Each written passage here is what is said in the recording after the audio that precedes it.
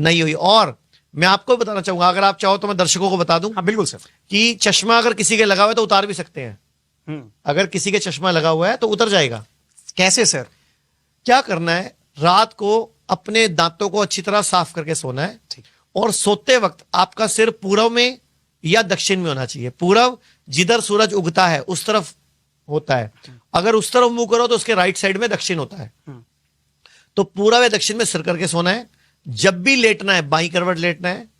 सुबह उठ के अपनी बॉडी को हिलाना है, बिस्तर पे पड़े पड़े इतना हिलाना है कि ब्लड सर्कुलेशन पूरी बॉडी में फैल जाए। क्योंकि हमारी बॉडी में 5 लीटर खून है। रात को 2.5-3 लीटर खून पेट पे आ जाता है। तो घुटनों में कम होता है, एड़ी में कम होता है, गर्दन में कम होता है, सिर में कम होता है। तो पूरी बॉडी में एक साथ वो घूम जाए। तो बॉडी को हिलाया, उठ के बैठ गए। अच्छी तरह हाथ रगड़ने हैं, इतने रगड़ने हैं गर्म हो जाए। और उसको ऐसे आंखों पे लगाना है। 10-20 सेकंड रोक के रखना है, चेहरे पे मल लेना है। अपनी लार लेनी है, अपनी सलाइवा लेनी है, अपनी लार लेनी है जो मुंह में रस बनता है। इसको आंखों में काजल की तरह लगा लेना है। और उसके बाद ये 3 उंगलियां ऐसे रखनी है। 7 बार ऐसे घुमाना है, 7 बार ऐसे घुमाना है। उसके बाद 25-30 बार इस तरह घुमाना है और 25-30 बार उल्टा घुमाना है। और दोबारा हाथ रगड़ने हैं, गर्म करने हैं और आंखों पे लगा लेने हैं। 2 मिनट में एक्सरसाइज पूरी हो जाएगी। और 10 से 15 दिनों में 0.25, 0.5 नंबर का चश्मा उतर जाएगा। अगर आपका चश्मा 2 नंबर का, 2.5 नंबर का, 3 नंबर का है तो वो 1-1.5 महीने में उतर जाएगा। और अगर आप इससे भी जल्दी चश्मा उतारना चाहते हो तो अपने घर के आसपास कोई भी पंचकर्म आयुर्वेद का सेंटर ढूंढ लो। आयुर्वेद का पंचकर्म सेंटर, वहां पे अक्षय तर्पण नाम की एक थेरेपी होती है, अक्षय तर्पण, वो भी साथ में करवा लो तो चश्मा भी उतर जाएगा। आपको सफेद मोतिया, काला मोतिया, कैटरैक्ट, ग्लूकोमा, आंखों में कुकरे होना, दाने होना, पानी आना, लाल रहना, वो सब भी ठीक हो जाए। बहुत बढ़िया जानकारी आज आपने हमारे दर्शकों को दी है। चश्मे की समस्या बहुत ज्यादा थी। बिल्कुल।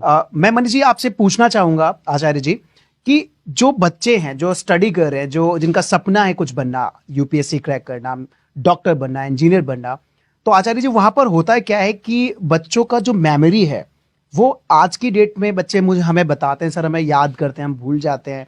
तो वहां पर आप हमारे दर्शकों में कई सारे बच्चे भी हैं, बहुत सारे स्टूडेंट जो यूपीएससी लेवल की, इंजीनियर लेवल की और एमबीबीएस लेवल की तैयारी कर रहे हैं, तो इस मेमोरी को कैसे अपने आप को स्ट्रॉन्ग कर सकते हैं? 2 तरीके हैं। नंबर 1, मेमोरी को स्ट्रॉन्ग करना और जो भी पढ़ो वो याद रह जाए आपको। हाँ।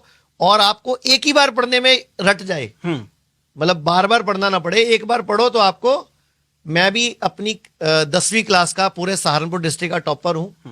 तो मतलब, और मेरे घर वाले हैरान थे कि ये पढ़ता भी नहीं है, ये टॉप पता नहीं कैसे कर जाता है। जबकि मैं सीरियल देखा करता था उस टाइम, दादी माँ जागी और विक्रम बेताल, इस तरह के सीरियल आया करते थे।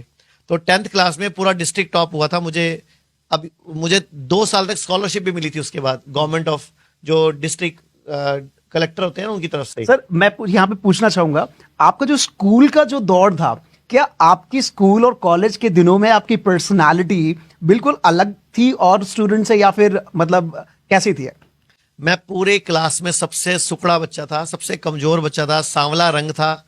और बिल्कुल मेरा वजन ग्रेजुएशन करने तक भी 39 kg था, मतलब बिल्कुल दुबला पतला। तो वो तो याद ही मत कराओ दिन। तो मैं आपको मेमोरी के लिए बताने लगा था। तो जितने भी लोग आईएएस बनना चाहते हैं या कोई कंपटीशन क्रैक करना चाहते हैं तो एक चीज सुनो ध्यान से।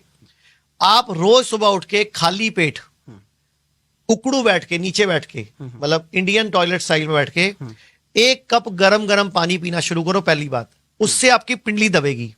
आप सबने कहावत सुनी है, अकल पैरों में होती है, अकल घुटनों में होती है, कई बोलते हैं अकल एड़ी में होती है, कोई बोलता है लंबे आदमी की होती है, कोई बोलता है फौजियों की होती है। तो क्यों बोलते हैं? हमारी पिंडली सेकंड हार्ट है।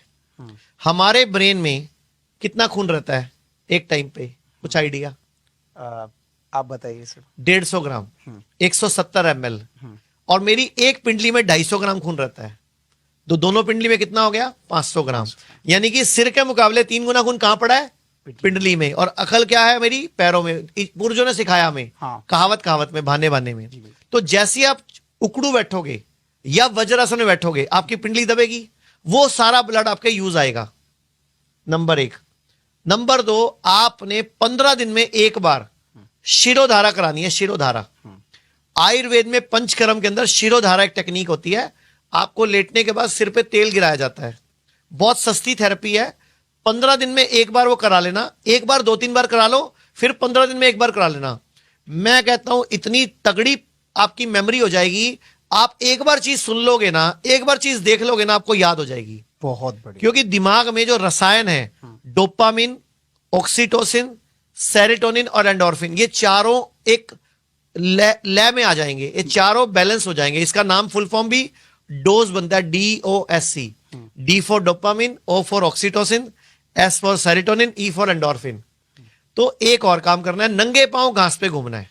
बहुत ये 2 काम कर लीजिए, आपकी मेमोरी शार्प हो जाएगी।